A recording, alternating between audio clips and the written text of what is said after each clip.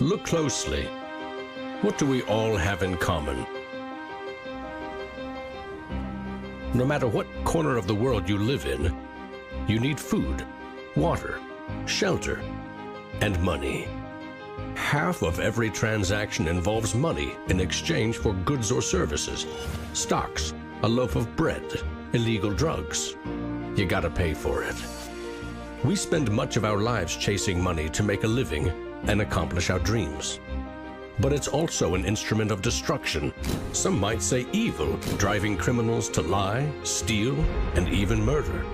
The existing banking system extracts enormous value from society, and it is parasitic in nature. Money is a catalyst for the worst and the best of human endeavor. Before civilization, we created currency, fuel for wars, the path to power, champion and enemy of innovation. Money is so integral to our society and our global economy that its true nature remains a mystery to most. This is the story of money, perhaps the end of money as we know it. No matter how fat your bank account or how thin your wallet, to us it's all cold hard cash. There are some who want to kill it. Get rid of it. Burn your dollars, your euros, your yen, and transform every penny you have into ones and zeros, digital currency. Entrust it to the web and computers spread across the planet. Magic internet money. It's called cryptocurrency, Bitcoin. Invented in secret, it was a gift to the world. It's not just a currency, but it's actually programmable money. A potential curse on bankers. And there's nothing that the big banks or politicians can do to stop it. Breaking every government's grip on money supply. What the internet did for information, Bitcoin is doing for money. Could it be the new gold? No, you have to really stretch your imagination to infer what the intrinsic value of Bitcoin is. Regulators, the Federal Reserve, the banking system, please understand this is a thing that they have to take seriously. This is going to change the economic culture. Bitcoin could be a microeconomic miracle worker, and it could be a macroeconomic wrecking ball. Is Bitcoin the currency of the future? A godsend for criminals? Or a recipe for financial disaster? If you trust your money just as it is, we have a little story to share.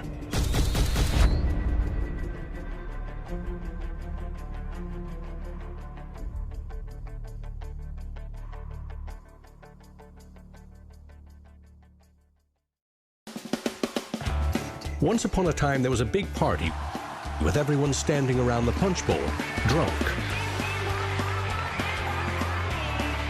Politicians credited the strong economy to their wise decisions.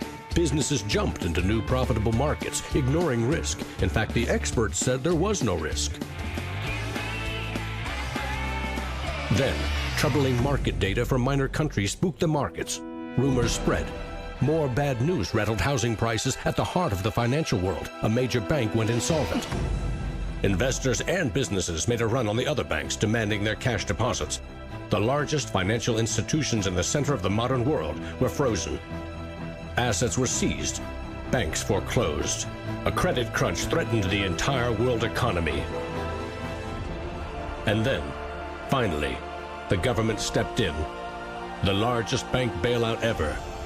Swift action by the head of state had saved the day. Remember that? No, you don't.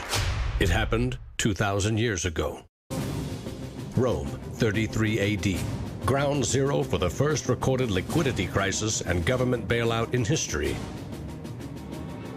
The largest empire the world had ever seen was brought to its knees by a banking disaster. Emperor Tiberius used money from the national treasury to bail out the country's troubled banks and companies. History may not repeat itself, but it certainly rhymes. Badly. People in power and their money have always been at the very center of it.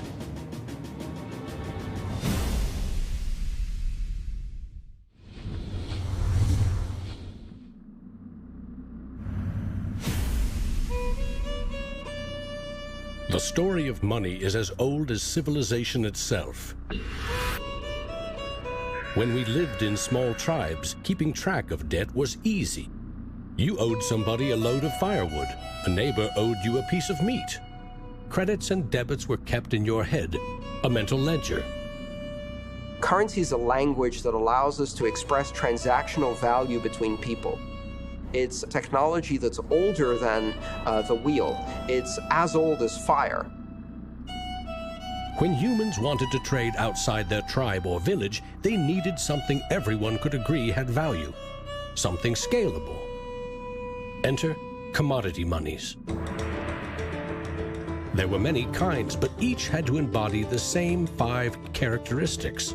A commodity money is relatively scarce, easily recognizable, can be cut into smaller pieces. You can substitute one piece for another of equal value, and you can carry it around without too much trouble. In ancient Rome, it was salt. The Aztecs used cacao beans. It was whale teeth on Fiji, yak dung in Tibet, shells in Africa and China. Grains, metal, ivory, rare stones, leather, fish. If it had the 5 characteristics of commodity money, someone probably used it as currency. And then you ask, what value do these currencies have? If you go into a primary school, you'll see children exchanging rubber bands and Tamagotchi and Pokemon cards and baseball cards and sweets and candy and any other form of currency. People invent currency when they have no other currency. And now they're going to invent digital currencies.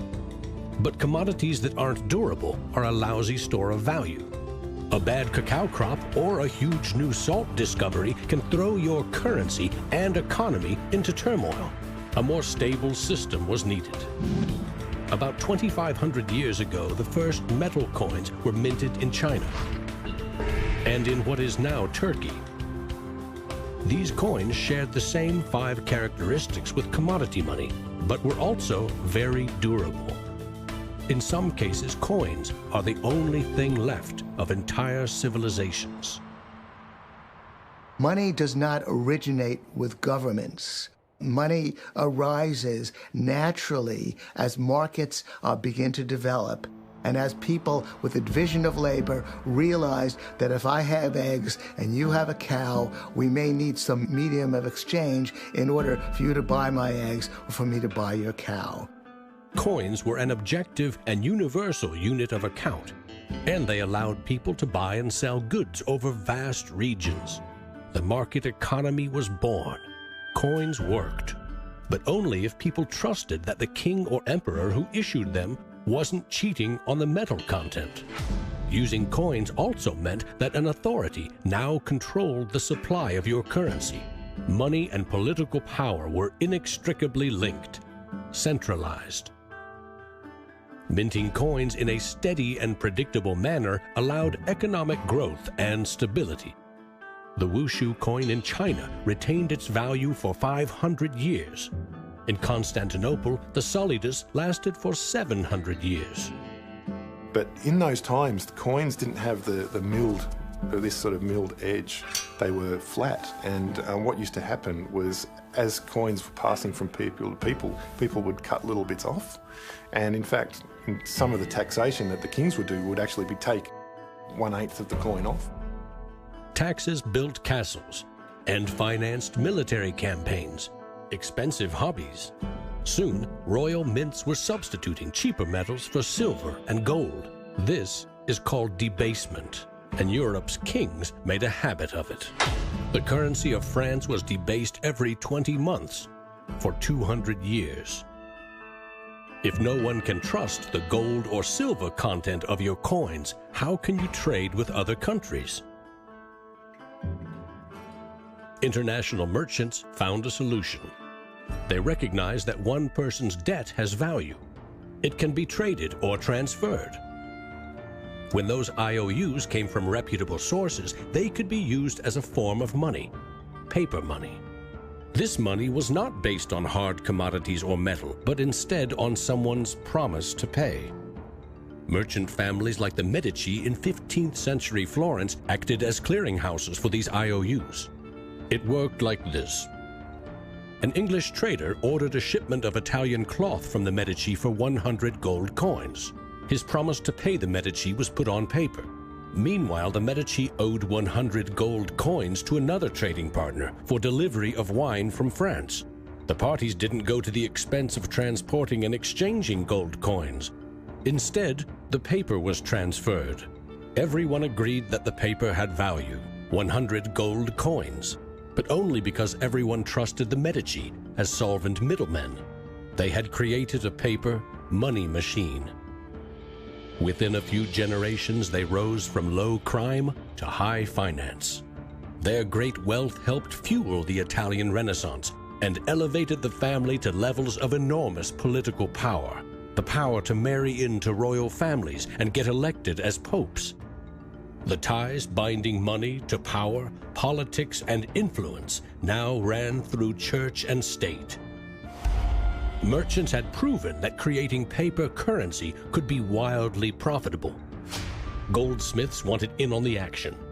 Imagine it like this. If the goldsmith had seen over a period of time that some of the coins he was storing for people were gathering dust, the people who owned them don't need them right now.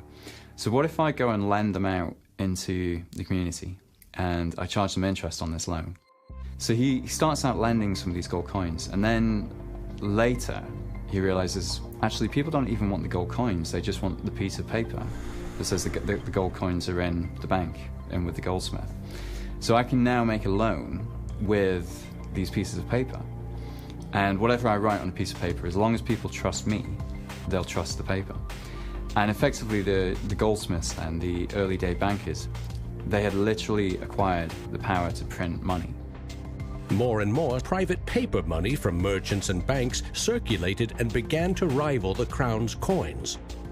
The power inherent in controlling and issuing money began slipping away from the rulers.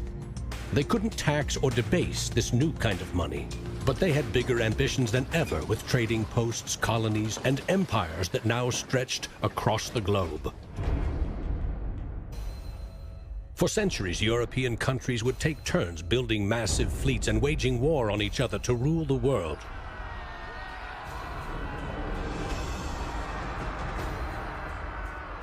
Government wanted to take the people's money in order to finance its wars. That's essentially the history of money. Money and warfare go together. War is expensive. 1 year's income taxes simply aren't enough. Kings and queens had to borrow money against future taxes. They needed a groundbreaking financial innovation: government bonds. The loans came from rich merchant families and goldsmiths, who by now had become powerful financiers and bankers. Sovereign debt and deficit spending had been born.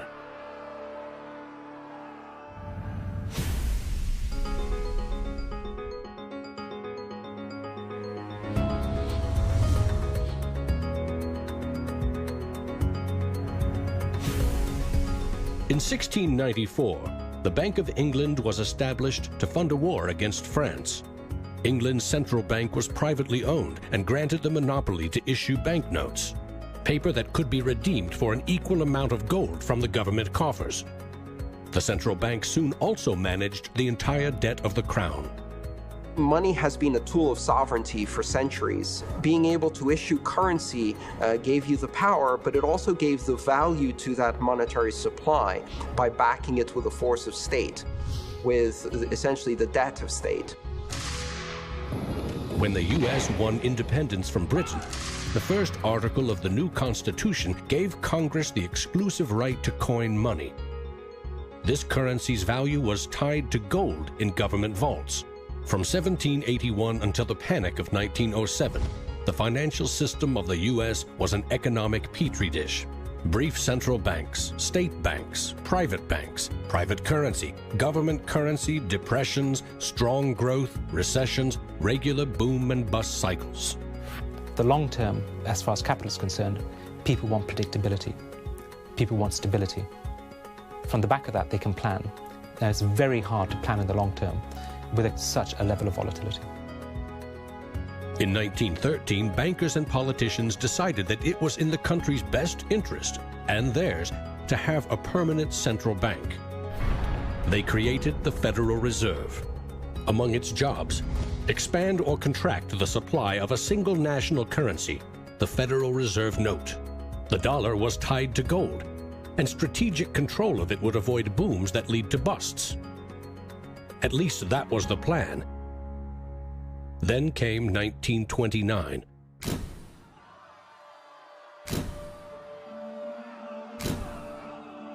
The Great Depression would have a profound effect on monetary policy worldwide. I shall ask the Congress for the one remaining instrument to meet the crisis: broad executive power. Soon, the Fed had printed nearly all the money it legally could to pump life back into the economy. It needed gold to fire up the mint. So in 1933, President Roosevelt issued a controversial executive order, forcing all U.S. citizens to sell their gold to the Federal Reserve at a fixed price, or go to prison. The Fed offered far more cash to foreign governments for their gold. Many jumped at the offer. Gold flowed in, and dollars spread across the globe.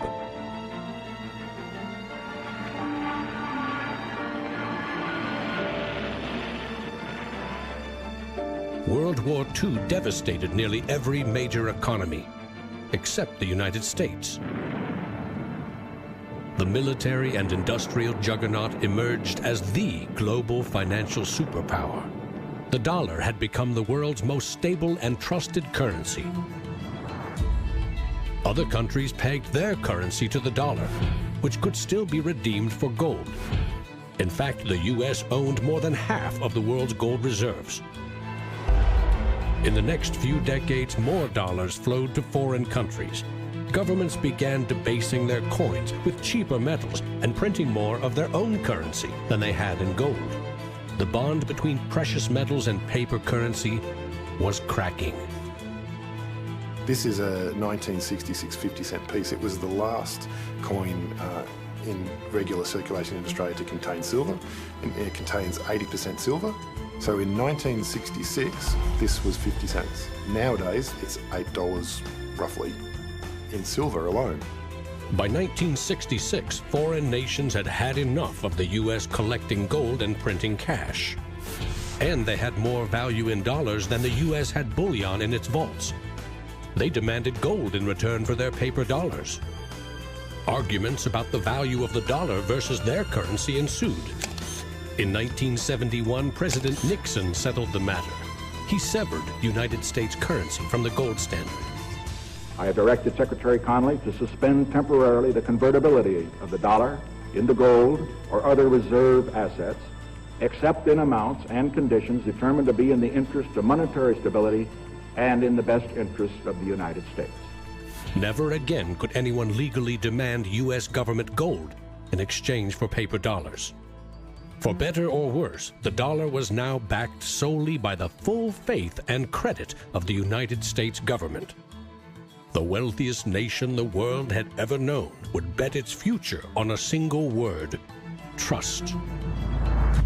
People have this mythology of money that is based on very little fact. And one of the nice things about Bitcoin is that it forces people to start to ask questions about the fundamentals of money. Bitcoin is an attempt to adopt the advanced computerized system that we have, the internet, to resurrecting what money used to be all about.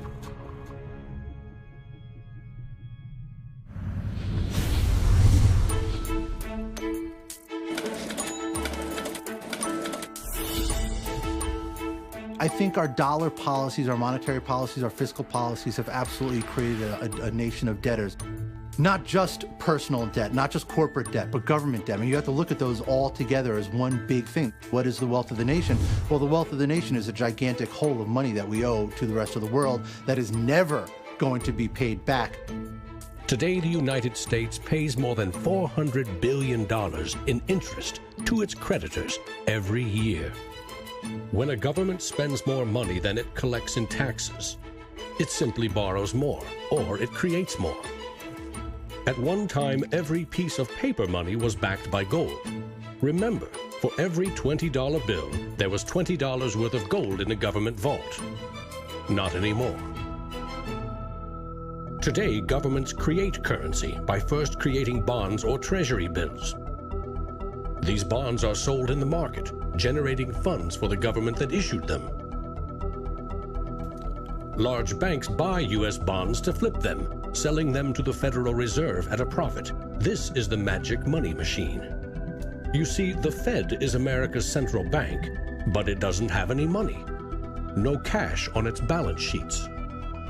When a bank buys a bond and takes it to the Federal Reserve, the Fed simply says, "Thank you, Mr. Banker. Here's the principal and some profit." New money isn't exchanged. It simply appears on the bank's accounts. Magic. For 100 years and counting, the precise mechanisms of these bond purchases have remained a secret. Here's where it gets really interesting. The Federal Reserve is not a government agency. It's a private entity, and its shareholders are banks which earn a dividend. As much as $80 billion per year total are paid out to some of the very same banks that sell the government debt to the Fed. Which banks? Don't even bother asking. That's also a secret. In other words, the magic money machine answers to no one. The Fed also sets the bar for how much interest you pay for a car, home, or business loan. The Federal Reserve has been given the impossible task of trying to run the credit and monetary system as though we are the Soviet Union. It's the central planner for the key aspect of capitalism, which is how money and credit is allocated. The Federal Reserve, on balance, does not help the economy. On balance, it hurts the economy. And it's bound to make mistakes, even with the best of intentions. The Fed is also supposed to boost employment with low interest rates, encouraging people and businesses to buy more goods and services. Governments getting involved in money is a good thing, and it's also a bad thing. It's a good thing because money is the arteries of the economy, the blood supply of the economy. Markets are subject to bouts of euphoria and despair, and it makes sense for governments to back currency and manipulate it. Moving the money supply up and down is the most powerful way to sedate that boom and bust cycle. Manipulating the supply of money has short-term and long-term consequences.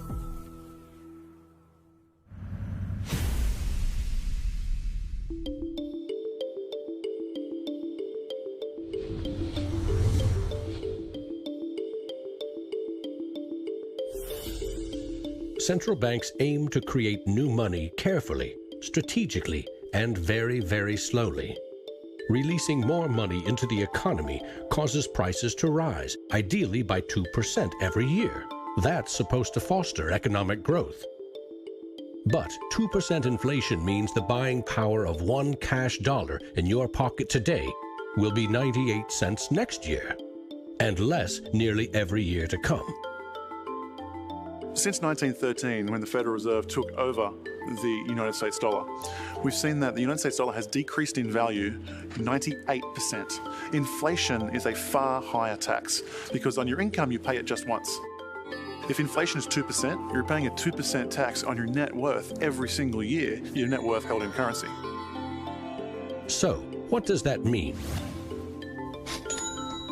If you earned $1 in 1913, you could buy 16 loaves of bread.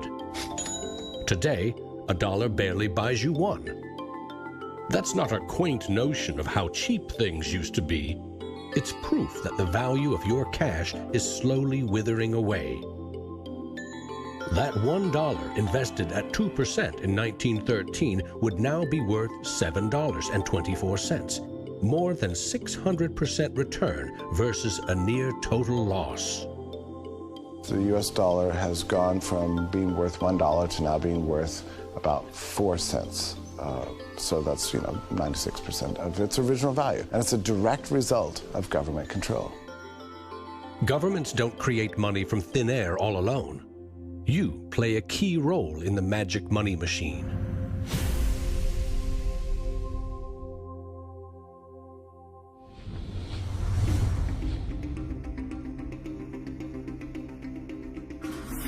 It's not really the central banks that are the problem. I mean, they're part of the problem, but the real problem is that we've given the power to create money to the same banks that caused the financial crisis. We put our paychecks and savings into a bank account and draw from it as we need it. The banks are custodians of our money. Right? Wrong. It is now the property of the bank on their balance sheets. They can do just about anything they want with it. For example, create new money. Here's how. Your bank account shows $100, but the bank only holds $3 and loans $97 to Bob to buy something.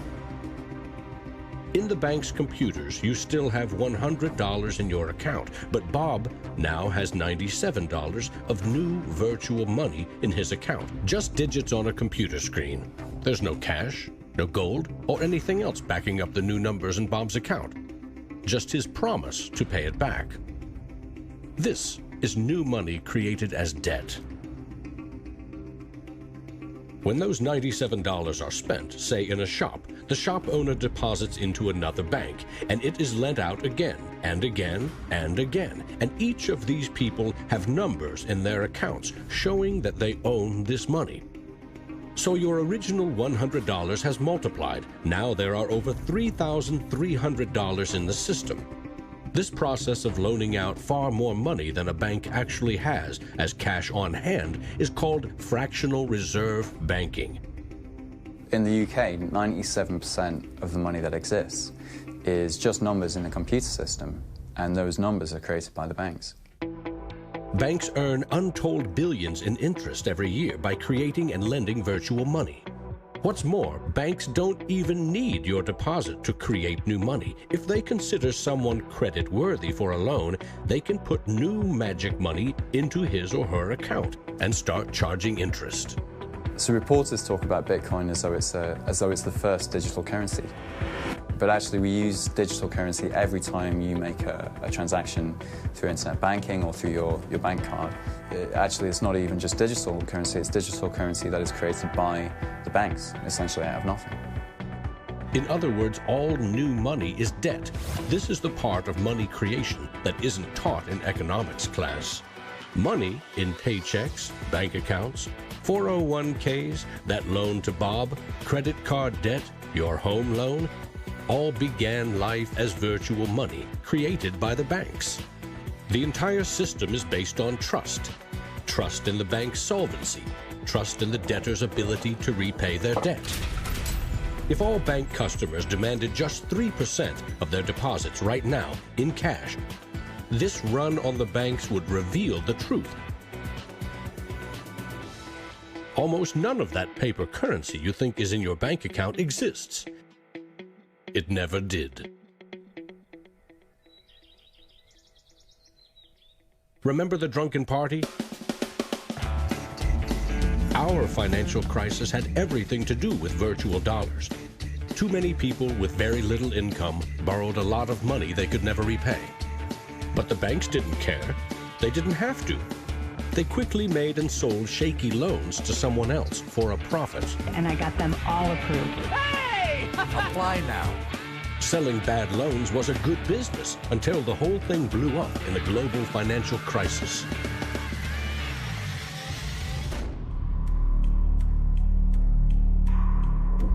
The magic money machine destroyed 30 million real jobs. The United States alone lost $16 trillion in household wealth, and the banks foreclosed on more than 1 million homes.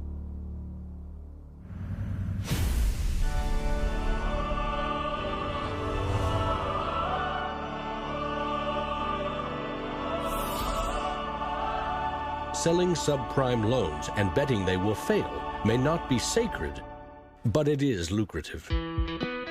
As much as 1/4 of our best and brightest are being lured by the siren call of the money machine.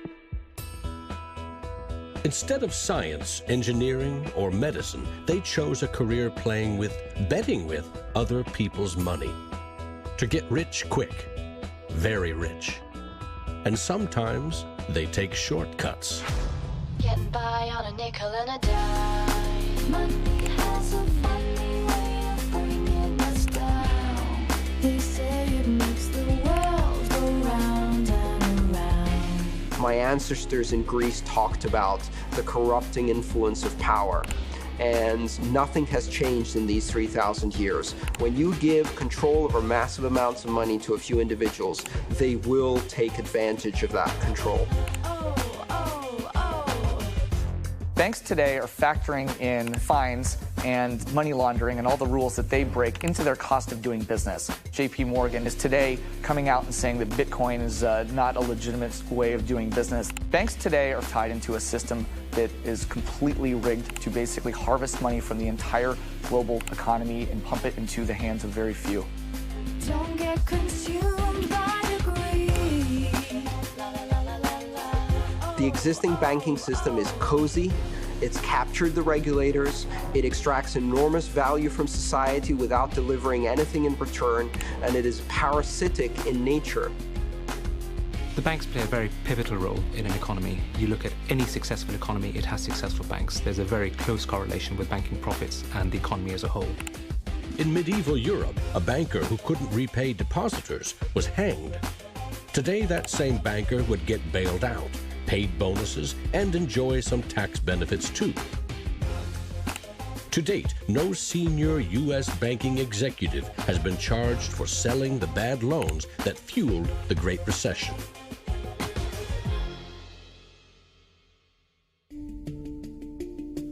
In December 2014, just 6 years after the last banking crisis brought the world to its knees, a congressman snuck a last-minute provision written by Citigroup into a crucial funding bill. The provision allows the largest U.S. banks to once again make risky derivatives bets with bank deposits. But no need to worry. If the banks implode again, lost deposits must be paid back by U.S. taxpayers.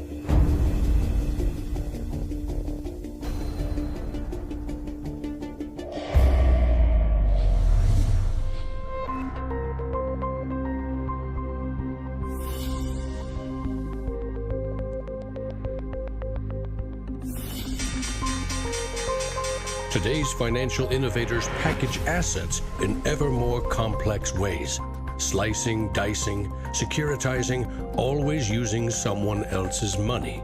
They sell debt, transfer risks, leverage bets. That's what they call innovation. When you're talking about financial innovation, Bitcoin certainly is a very good example of innovation. But there's also been other innovations that people a bit closer to the world of finance would cite as good examples. An example of that would be the original swaps market. From there moving on to the credit default swap. It is an excellent example of financial innovation, but also if it's used incorrectly, it can create a lot of problems, as we've just seen. History teaches that the most revolutionary and disruptive innovation nearly always comes from the fringe, not from corporate cubicles. True innovators see the world differently. They see the big picture, creating new products and entire systems that lead to new industries. Steve Jobs called them the square cogs in round holes. It's unsurprising that new innovations always come from a niche group of early adopters, because it is inherently very hard for many people to realize the benefits of new technologies. In 2011, most Bitcoin community people were either people from the technology space, the geeks and hackers, or people from the traditional financial industry. There are even some bankers and hedge fund traders using Bitcoinica at that time as well, which was really surprising to me. A radical new idea is often met with skepticism, ridicule, even hostility from those who stand to lose the most from its success. Case in point, the automobile. In the late 19th century, Carl Benz and others built the first cars, contraptions that could threaten the stagecoach and railroad industries. These self-propelled vehicles, or road trains, would certainly scare horses, injure people, and damage roads.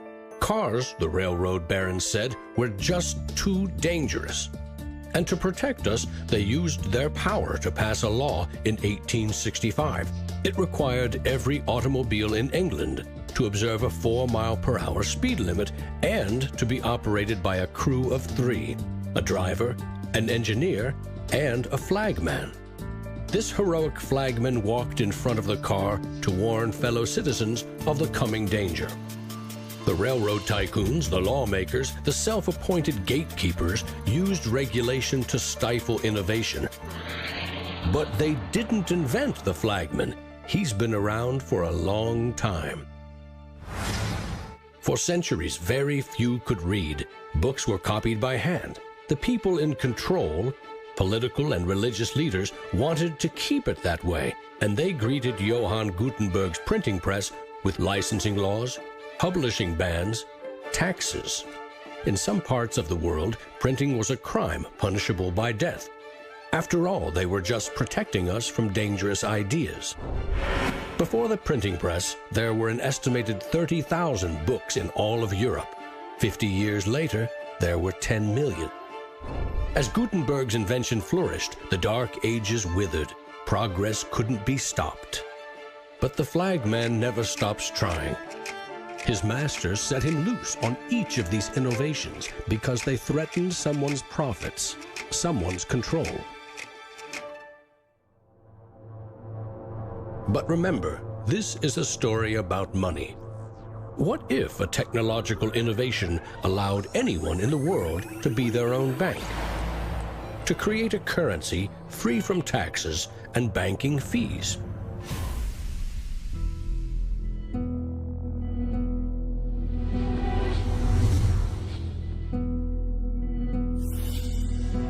The U.S. Constitution forbids citizens from printing or minting their own currency, competing with or undercutting reliance on the U.S. dollar.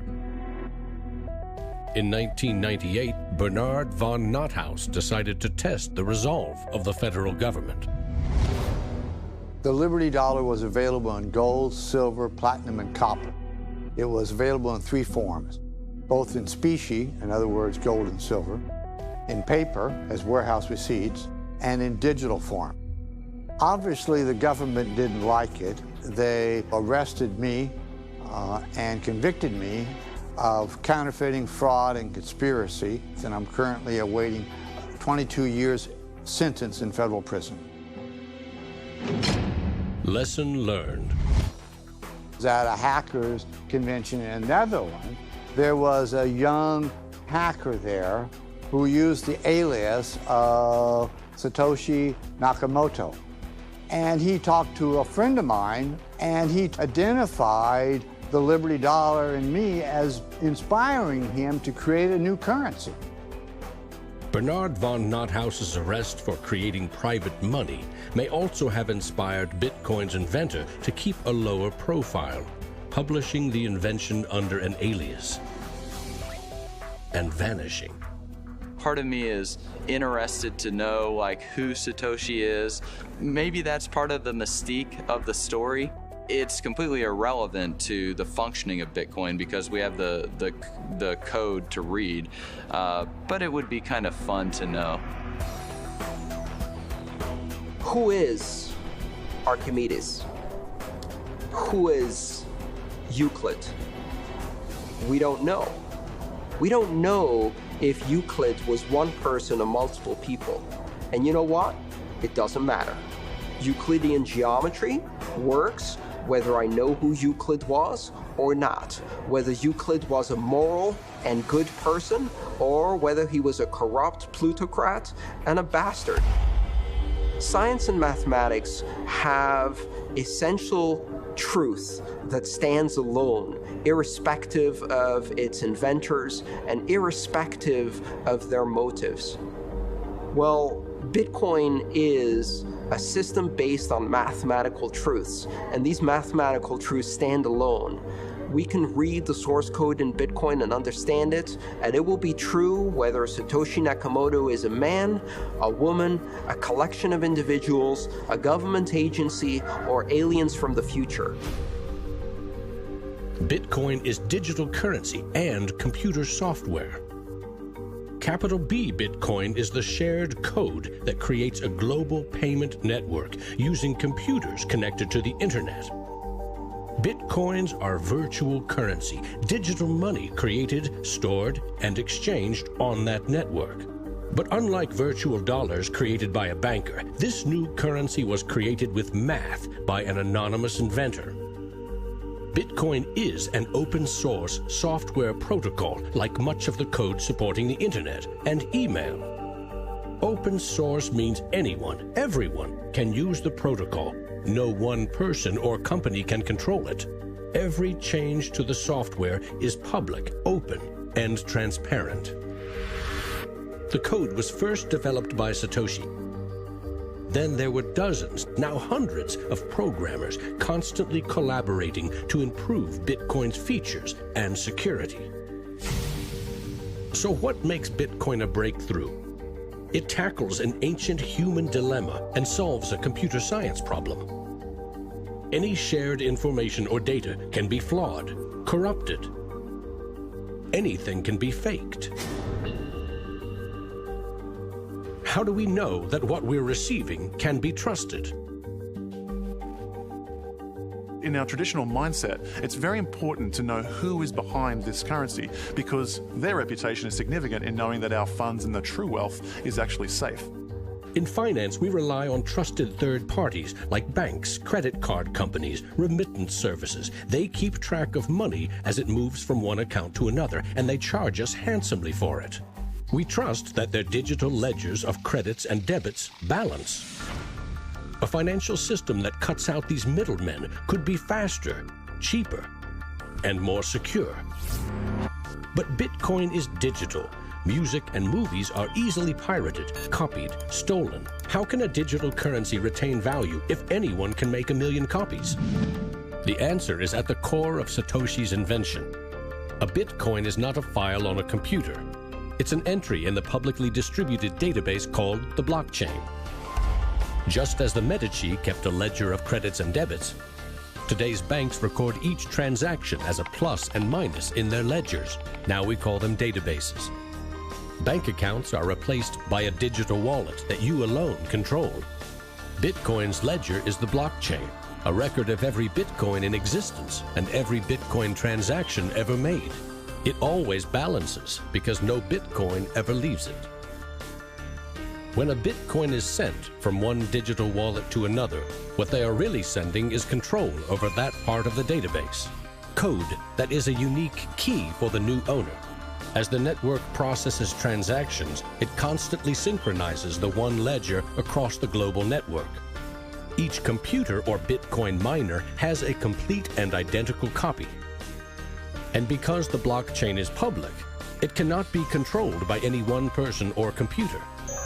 Owners of the Bitcoin mining computers are rewarded with new Bitcoins for processing transactions and keeping the network secure.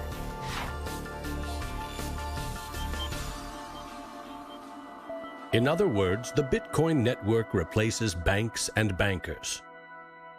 Today, the combined computing power of this global network is greater than the 500 biggest supercomputers combined, times 10,000. And because every transaction is verified and recorded by the network, a Bitcoin cannot be forged. Digital currency cannot be debased with cheap metals or printed by the billion at will.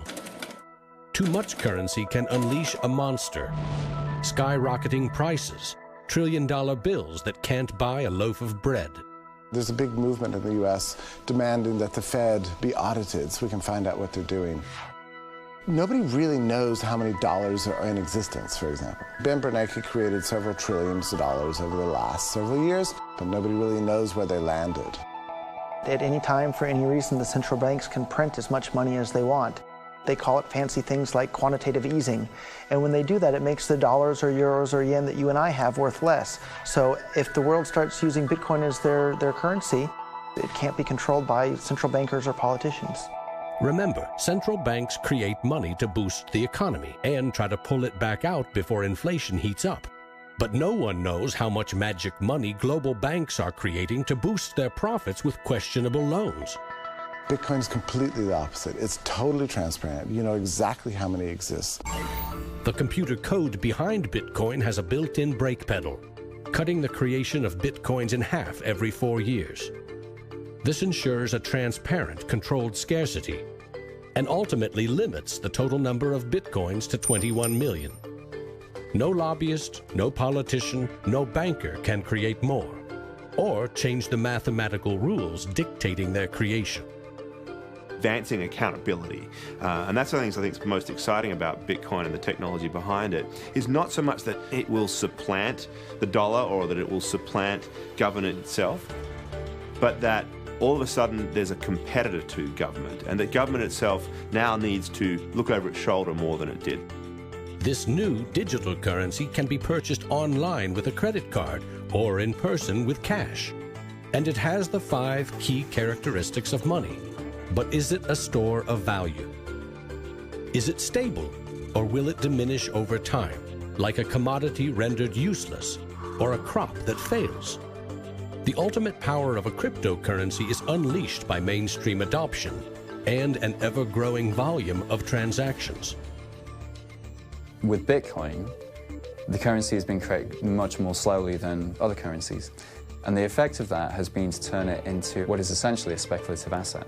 If you ask a lot of Bitcoin enthusiasts whether they're spending the currency, they're not. They're sitting on it and waiting for the price to go up. It isn't a currency if you don't use it to pay people.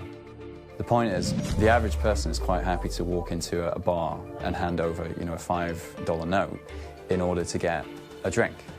So you've got to realize that most people are happy with the money system they have. If most people are happy with cash, they're in love with plastic. In the US, 2/3 of in-person sales are done with debit or credit cards. That plastic is a 60-year-old technology, created by a middleman, never designed for the internet. Each transaction requires personal data, like your name and address. Credit card databases are regularly hacked, with fraudulent purchases charged to your account. Criminals buy and sell stolen credit cards by the thousands in dark corners of the internet. In some parts of London, 1/3 of all online credit card transactions are fraudulent. Card issuers don't hold you responsible for fraud, but protection comes with a price. 2 to 4% in fees. That's $50 billion a year. The issue with credit cards from a merchant's perspective is there's a lot of risk. If they take a credit card, there might be a chargeback, there might be fraudulent purchases. In fact, there's hundreds of billions of dollars every year in fraudulent purchases. A Bitcoin purchase is done for pennies, but there are no protections. If you lose your passwords or are fooled into paying the wrong person, you can never get your money back. It is like digital cash. For a seller, this means no chargeback risks. For an e-commerce company like Expedia or Overstock, cutting credit card fees can double their profit margin. You could not miss the point more effectively than by thinking of Bitcoin as a currency and payment network that will make shopping easier for the first world. Bitcoin is about everything else, everywhere else. There are 2.5 billion people without a bank account. With Bitcoin, a mobile phone with an internet connection is now a bank with access to the global marketplace. What happens when Bitcoin services and infrastructure and Bitcoin wallets and payment processors start going into these countries? These people will be able to gain benefits from trade where they could not previously. These people will be able to send money home, international remittance, which is one of the major pain points of the current financial system. Yeah, if I send $100, with banks it's going to cost me 20%, Western Union is going to cost 10%, other options that are competing with Western Union is still going to be about 5%, and if you are sending to really remote areas, it's going to be anywhere between 15 and 30%. So in terms of money remittances, it's going to be a game changer using Bitcoin. You do not need a bank account. You just need internet connection and a wallet to get set up. It's a tool to give people an access into the global ecosystem and give them a promise for an economic future, and specifically provide a way for them to not be dependent on a government that could shut down their bank accounts or even could go into their bank accounts and take out finances. Goldman Sachs came out with a report and they basically looked at if you were to replace all transactions globally, so FX, bank-to-bank transactions, with the Bitcoin protocol, and still charging 1%, mind you, it would save the global economy $200 billion, so not million, $200 billion a year in saved transaction costs, which ultimately goes back into the hands of the consumer. An international wire transfer can take up to 4 days. Yet the internet allows us to instantly and globally share text, pictures, videos, anything digital. Why not money? Money which we now know only exists as digits in a bank's database. Wouldn't it be great if you could send Bitcoin transactions just simply via a tweet? For example, you would say at the end of money, $1 worth of Bitcoin. And so we built just that. All you have to do is hashtag it with Tippercoin, press send, and our Twitter bot will process the transactions, notify you, and give you a link. And this will allow you to either withdraw your Bitcoins or send it to someone else. With Bitcoin, you can send $1 or $1 million worth of value anywhere in the world. You can do it for free, or you pay the Bitcoin network fee, which is still just around a penny. And there's nothing that the big banks or politicians can do to stop it. A cryptocurrency that can only be created and transferred with computer networks may be the next step of the digital revolution. The rise of machines, self-driving cars, drones, robots that rely less and less on humans. What I often think is that the future of Bitcoin or digital currency from a broader perspective is really about machine-to-machine payments. So by the time you have an unmanned taxi driving you around New York and then going to power up at an unmanned power station or going to get repairs at an unmanned auto shop, you'll see the machine-to-machine payments done with some sort of digital currency.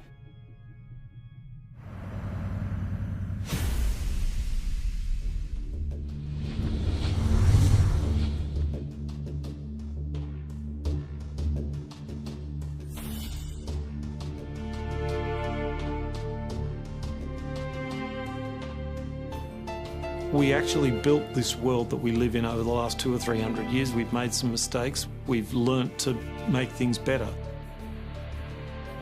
The idea that there's some magic key, that if you just sort of stop doing a few things, that there'll be this perfect order that will settle, is a very childish, ideological delusion, in my opinion.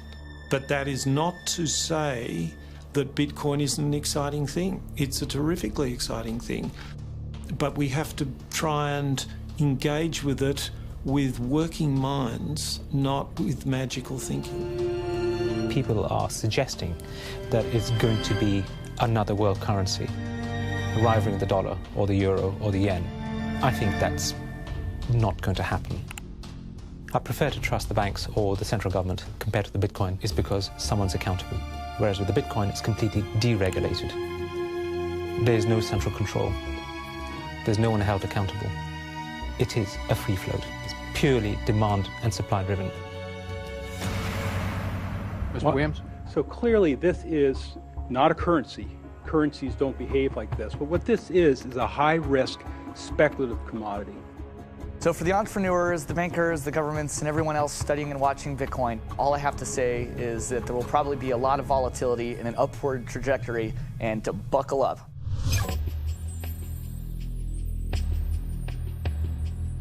Criminals, scam artists, bad actors are drawn to any kind of money like a moth to a flame.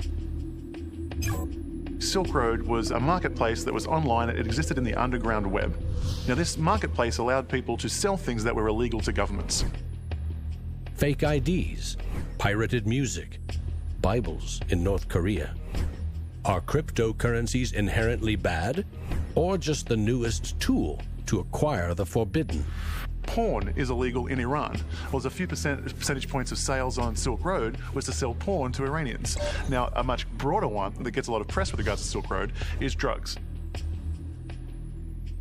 I've been doing research over the past couple of years into the online drug marketplaces in the darknet using Tor and Bitcoin as technologies to enable illicit drug transactions.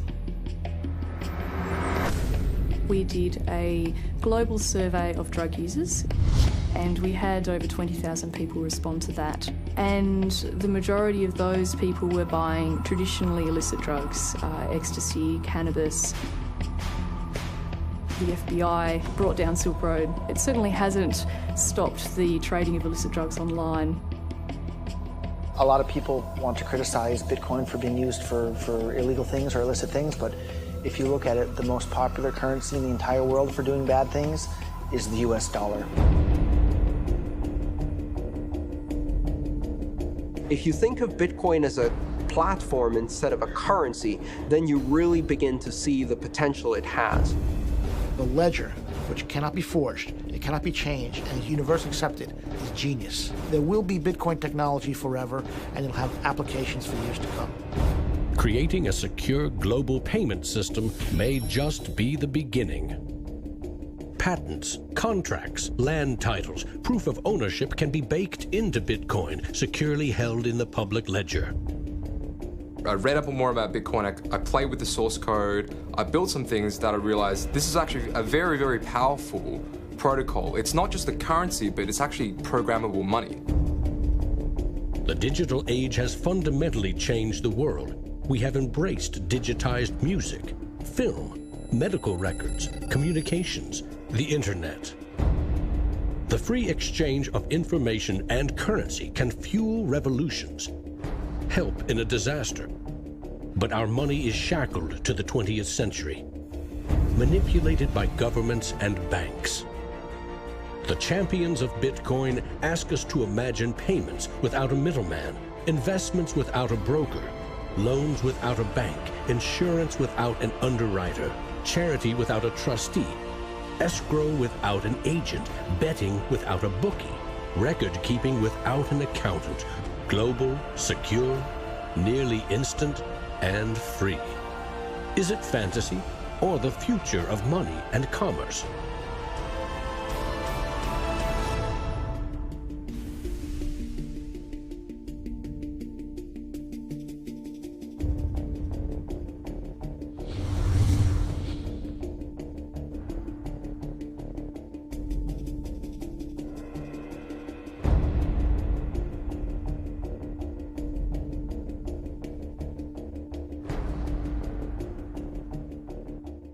I love Bitcoins. I'm really into Bitcoin. Well, Satoshi Nakamoto, that's a name I love to say. And we don't know much about him, but he came to save the day. If you don't know what a Bitcoin is, right, usually the way people describe it is digital cash. It's money for the internet. Oh, Bitcoin, as you're going into the old blockchain. Oh, Bitcoin, I know you're going to rain, gonna rain. People are like, oh, I love my bank. I'm like, really? You ask a banker, you know what's 2 + 2? He's like, well, I can tell you, but there's a fee. Down the road it will be told about the death of old Mt. Gox, about traders trading altar coins and miners mining blocks. Now, Bitcoin is a new technology. I like to say it's banking light.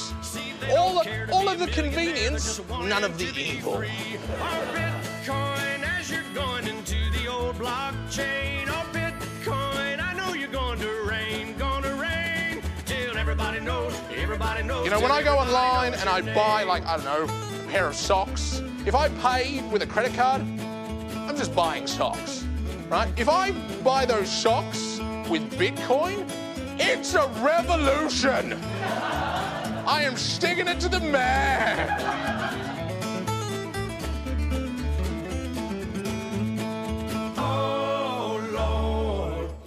Me some more. There's always people who are not ready to get into the new technology.